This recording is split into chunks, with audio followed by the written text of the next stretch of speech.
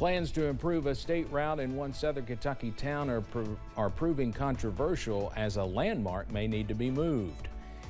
And the cleanup from Hurricane Idalia may take quite a while for folks in Florida, Georgia, and the Carolinas. Plus, we are tracking above average temperatures to kick off September. Those details coming up as Mountain News First at 4 continues. Mountain News First at 4 continues.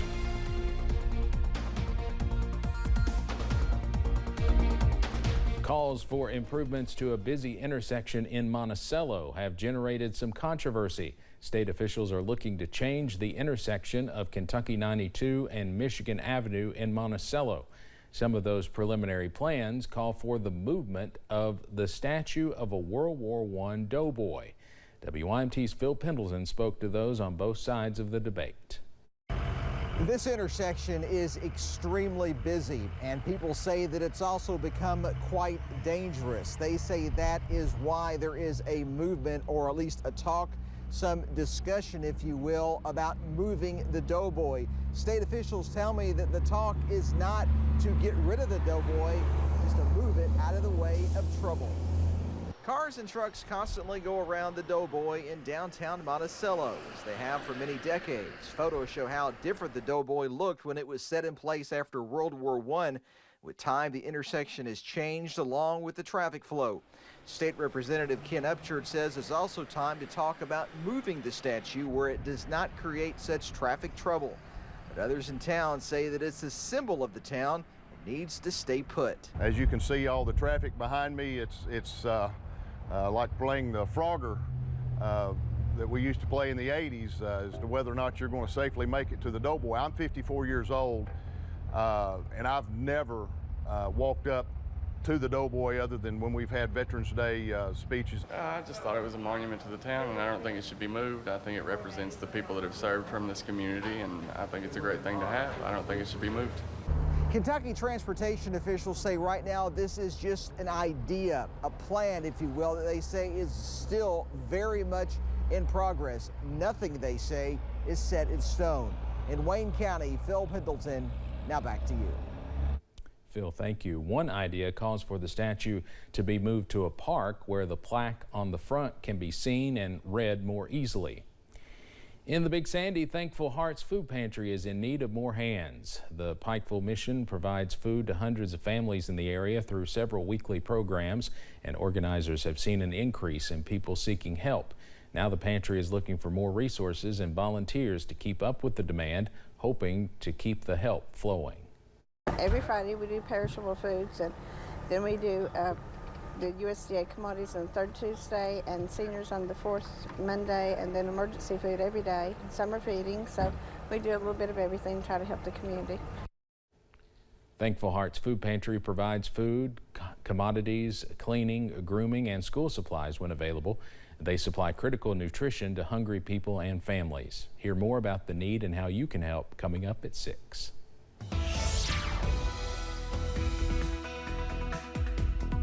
Well, the weather feels more like October across the mountains instead of late August out there. We are dry, under some sunshine, and well below average. Let's take a live look across the region from London to Hazard to Pikeville. Check this out, upper 60s, lower 70s, and look at the dew points, middle 50s. That means the air is very dry, so it is very comfortable as you step out the door this afternoon.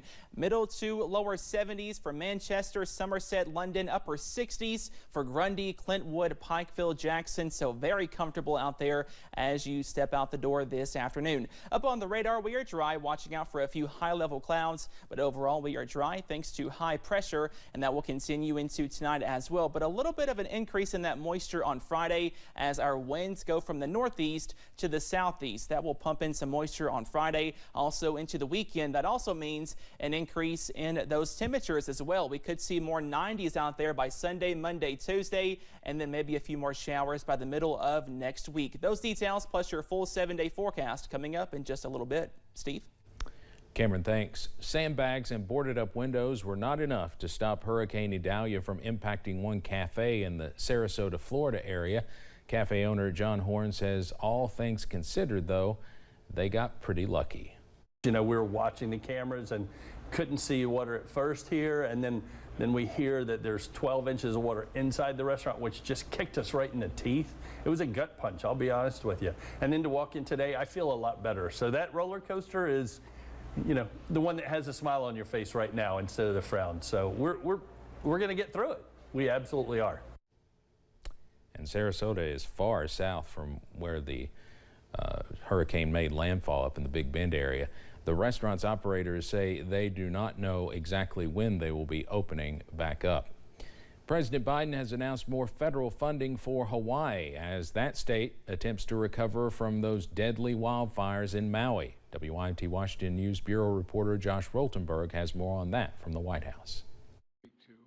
President Biden says he's sending $95 million from the bipartisan infrastructure law to Hawaii to help strengthen the state's electrical grid. It means investments to make sure electricity can continue to reach homes, hospitals, water stations, even during intense storms and extreme weather.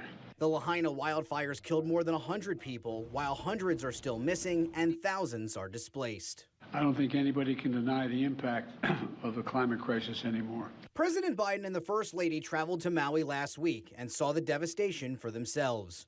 The president assuring Hawaiians they will have every resource they need. I directed my team to do everything we can for as long as it takes to help Maui recover, rebuild in a way that respects and honors Hawaiian traditions and cultures and the needs of the local community. President Biden was also asked about the amount of future disaster relief funding as the federal fiscal year comes to a close and a government shutdown looms. President Biden said if the money's not there, he'll explain why. In Washington, I'm Josh Roltenberg. Coming up on First at 4, the clock is ticking for millions of people who have student loans as repayments resume. And this stretch of dry weather continues into Labor Day weekend. All those details coming up after this break.